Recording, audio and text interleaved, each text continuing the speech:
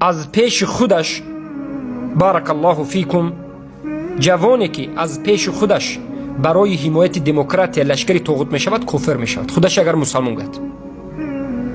پدر و مادری که فرزندای خود را به لشکری روسیه می دهند، مثلا امروز تاجیکان مثال، ما فقط روسیه آورده هستیم، همه دولت های کفری برای حمایت کردن همینجا، و بعد از این فرزندایشان را سبحان الله قهرمان حساب میکنند، فرزندایشان را حتی برای جنگ کردن از نام روسیه به دیگر کشورهای مسلمان میشنی میرسند، اینا همشون مرتد میشوند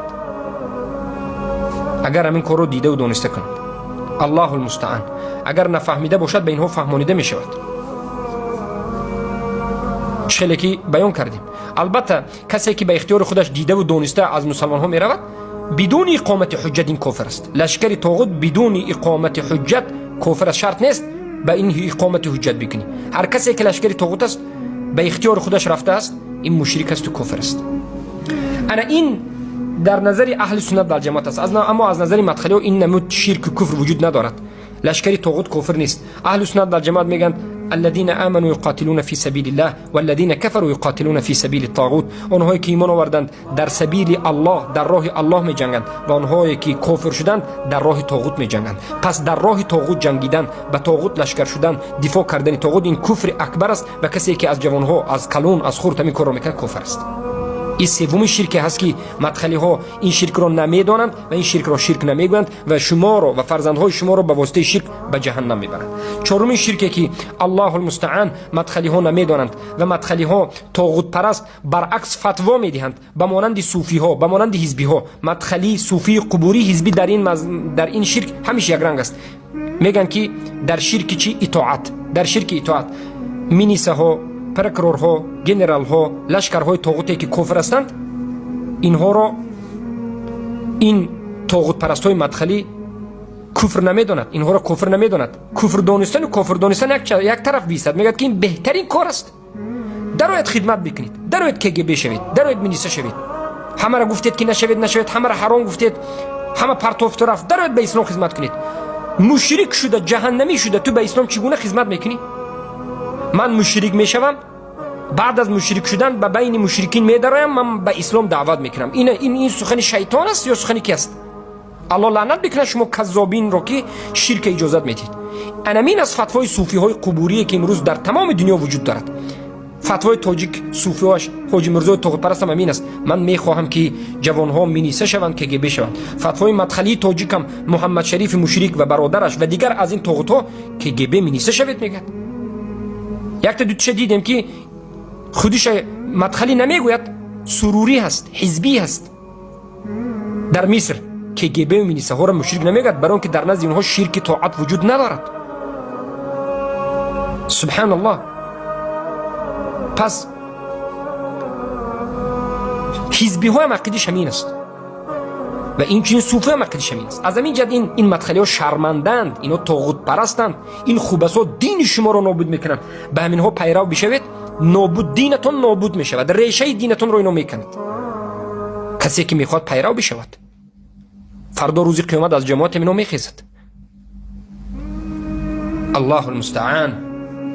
حالا که این لشکری طاغوت شب و روز به دین الله می جنگند، شب و روز حجاب پوشها را، حجابش را میکشند و میگن که این حجاب از ما نیست. ریشداران را ریشش را میتراشند و میگن که ریش ماندن این یک خباثت است و دشنام و حقارت میکنند. قرآن ها را به زیر پا میگذارند، مسجد ها را میکوچانند و دین الله را انکار میکنند و اینها با اهل توحید میجنگند و به مشرک بودن اینها شکی کسی ندارد. کسی که دیده و دانسته و فهمیده خودش را طالب علم میگوید، کافر بودن اینها را شک میکنه، خودش مرتد است. همین است. از همین جد محمد ابن عبدالله گفتن شما چخیل شک میکنید به کافر بودن لشکران طاغوت؟ چخیل میگوید که به اونها حجت رسید یا نرسید؟ قرآن بودن خودش حجت است. گفتن شک نباید کنید. برای همین ما این مدخلی خوب سا رو میگیم که اینا دین شما رو دیگر میکنن. فهمیدید؟ حالا فهمیدید چندین شرکی اینها رو، چندین تناقضات اینها رو که شرک رو شرک نمیگوید؟ شرک اکبر ظاهر را وقتی که اینا شرک نگفتن، چه رسد به شرک خفی؟ از همین جهت اینها میفروشند. مسلمان فروشی دومین کفر اکبره که یا بگیم اینجا چهارمین مسئله که است. بارک الله فیکم. مسلمان فروختن را اینها جایز میدانند و بسیار مسلمان ها را فروختند.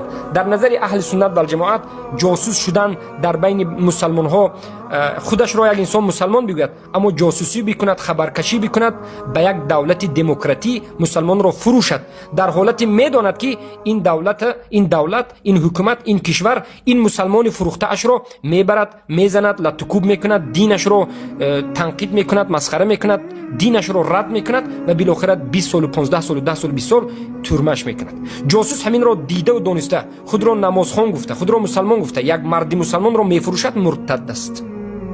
اما در نزد مدخلی ثواب است. در نزد مدخلی فروختن یک مرد موحد برای حکومت طاغوتی ثواب است.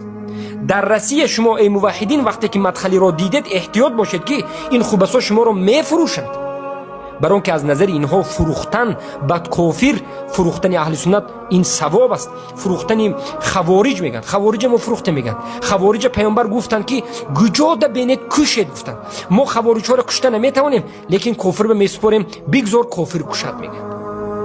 انا شبهه این خوبسا، این خوبسا خوارج را نشناختند. خوارج حقیقی برآمده است در بین شما امروز وجود دارد.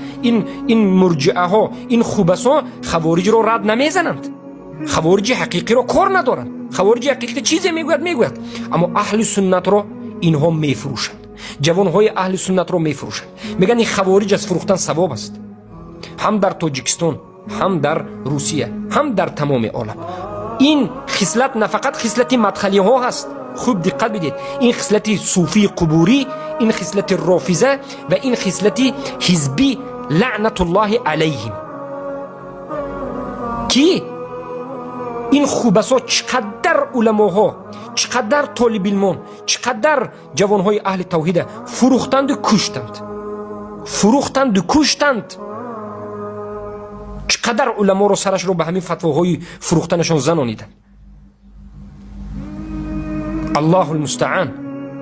پس از همین جهت ما میگیم که عقیده اینها باطل است. انا این بود یک جانب از جانب عقیده باطل اینها که یک چند تاش رو مختصرا ما ذکر کردیم. فروختن مسلمان. شما احتیاط باشید ای موحد، برادر مسلمانت رو نفروش. ای موحد، یک مسلمانی که گناهکار باشد، کمبودی دارد، نفروش. مسلمان رو همیشه حمایت بکن. مثل طاغوت پرستای مداخله و این صوفی قبوری و این حزبی ها نباش. تو اهل سنت هستی، تو خودت برو به یک مشکلی دوچار شوی هم اما برادرای مسلمانت رو بر عوض نجات خودت نفروش. دینت رو زیر پا نکن. مذهب مدخلی زیر پا کردن دین است، نابود کردن همه اساسا و قله های اسلام است. این بود عقیده مداخله در باب شرک. و باذن الله سبحانه و تعالی در حلقه آینده عقیده مدخلی ها در باب الولا و البرا را و بعد از این عقیده مدخلی ها در باب کفر بالطاغوت و بعد از این عقیده مدخلی در معاملش نسبت نواقض اسلام، آیا مدخلی و نواقض اسلام دارد یا ندارد، در این مسائل صحبت خواهیم کرد. السلام علیکم و رحمت الله و برکاته.